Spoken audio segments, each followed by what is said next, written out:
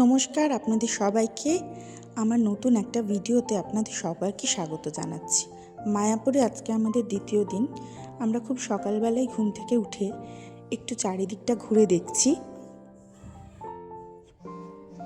যে কোনো জায়গায় সকালবেলার ছবিটা খুব ভালো হয়, আর এখানে আসলেই মনটা ভালো হয়ে যায়, কারণ এখানে বিভিন্ন ধরনের মানুষরা এসেছেন যারা নিজেদের মনের আনন্দে রাধা মাধবের জয়গান করতে করতে সমস্ত মন্দির প্রাঙ্গণটাকে মুখরিত করে রেখেছেন। কেউ নাচছেন, কেউ গাইছেন, কেউ বাজাচ্ছেন। এরম দৃশ্য আমি আগে কোনোদিনই দেখিনি। এরপর আমরা বেরিয়ে পড়লাম মন্দিরের আশেপাশে যেখানে বাগান আছে সেই বাগান দেখতে। কি অপূর্ব সুন্দর এই ফুলগুলো সুন্দরভাবে সাজানো রয়েছে বাগানটাকে।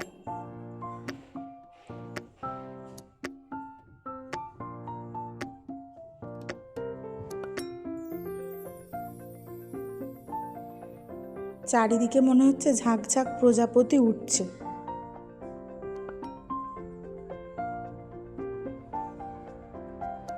ফুল গাছ করার আমারও খুব নেশা, তাই ফুল দেখলেই সবটুকু ভিডিও না নিয়ে ভাল লাগে না।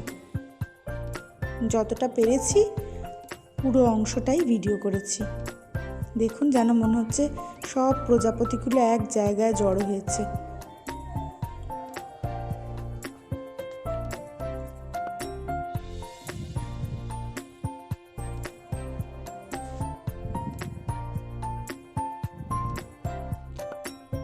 বাগানে দেখা হয়ে গেলে আমরা রুমে ফিরে একটু ফ্রেশ হয়ে নিলাম। ফ্রেশ হয়ে গেলাম আবার রাধা মাধব দর্শন করতে, কারণ আমরা আজই এখান থেকে বেরিয়ে যাব, সন্ধ্যা আরতি আর দেখা হবে না। তাই রাধা মাধব দর্শন করে আমরা রেডি হয়ে গেলাম এখান থেকে বেরোবো বলে। তার কারণ দুপুরের লাঞ্চটা আমরা এখানে করব না, আমাদের গন্তব্য কৃষ্ণনগরের মাদারসাট। আমি আগে অনেক ভিডিও দেখেছি মাদারসাটের, প্রশংসাও শুনেছি, তাই এবার আমরা ওখানে যাব। তাই আমাদের লাগেজপত্র গোছানো হয়ে গেছে, আমরা একেবারে রেডি বেরোনোর জন্য। তাই সবাই একটু টাটা করে দিচ্ছে।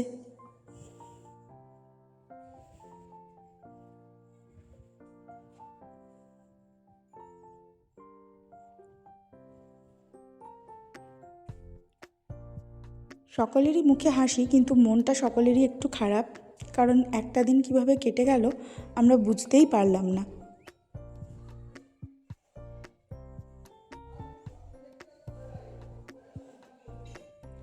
এখান থেকে বেরিয়ে যেভাবে আমরা এসেছিলাম ঠিক নদী পেরিয়ে আবার একটা টোটো নিয়ে আমরা একটা অটো বুক করে নিয়েছিলাম।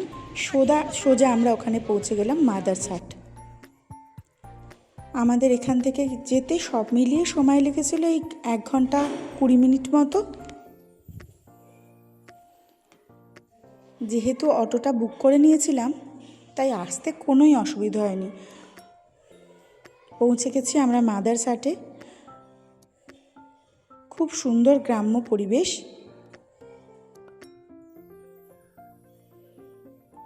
আর যেটা সব থেকে ভালো লাগলো, কি সুন্দর ছোট ছোট দোকানগুলো দেখুন।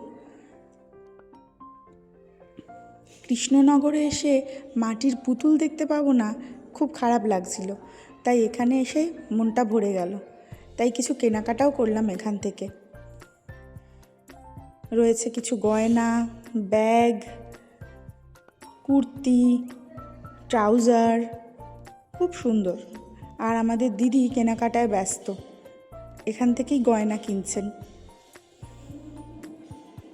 আমিও ঘুরিয়ে ফিরিয়ে কিছু কিনেছি। বাড়িতে যারা থাকে তাদের জন্য সবসময় মনে হয় খুব সামান্য হলেও একটু নিয়ে যাই। দেখুন এই পোড়ামাটির জিনিসগুলো কি অপূর্ব সুন্দর।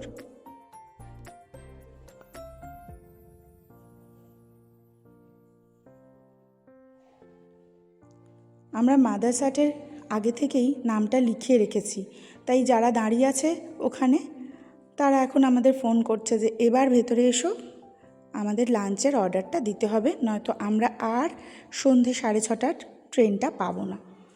তাই এবার আমরা যাচ্ছি ভেতরে।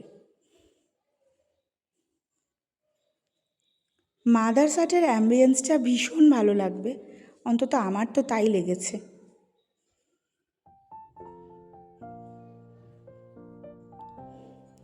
ভেতরটা খুব সুন্দর করে সাজানো, তাই যতটা পারছি ভিডিও করেছি।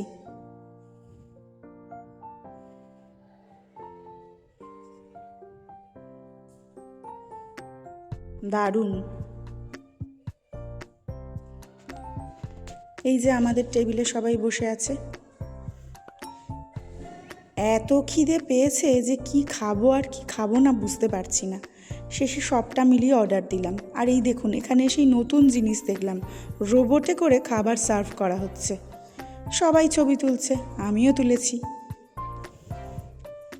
মাদার্স আর্টের ব্যাপারটা খুব সুন্দর। এখানে রান্না করেন যিনি, তিনিও যেমন একজন মহিলা, যিনি সার্ভ করছেন তিনিও মহিলা, যিনি বিল করছেন তিনিও মহিলা, অর্থাৎ সম্পূর্ণ মহিলা দ্বারা পরিচালিত, তাই মাদার্স আর্ট। খুব ভালো লেগেছে বিষয়টা। আমাদের খাবার অর্ডার দেওয়া মোটামুটি হয়ে গেছে। আরও কিছু চলছে, যে কে কী খাবে বোঝা যাচ্ছে না।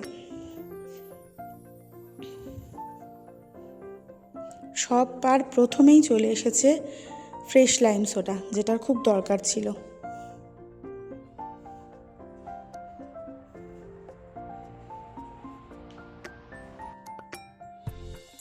মেনু কার্ডে দেখলাম এখানে চাইনিজ, তন্দুরি, ইন্ডিয়ান, এমনকি বাঙালি খাবারও সবই পাওয়া যায় এবং দামগুলোও রিজনেবল। আমরা নিয়েছিলাম জিরা রাইস, পমফ্রেট, সর্ষে পমফ্রেট, ভেটকির পাতুরি, লাউ শুক্তো, স্টার্টার হিসেবে ছিল একটু চিকেন উইংস।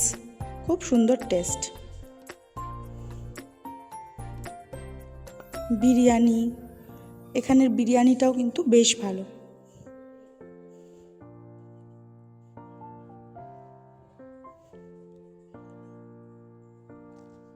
খিদের চোটে যে যা পেরেছে খেয়েছে।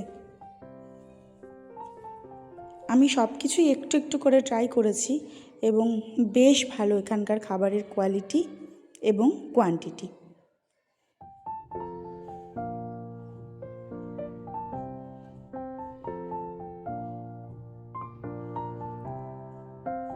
খাওয়া দাওয়ার শেষে মনটা শান্তি হলো।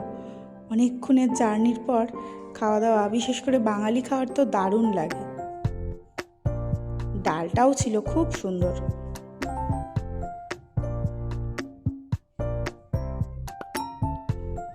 সব শেষে মিষ্টি মুখ, তাই আম দই দিয়ে আমরা শেষ করলাম। দারুণ টেস্ট আম দইয়ের।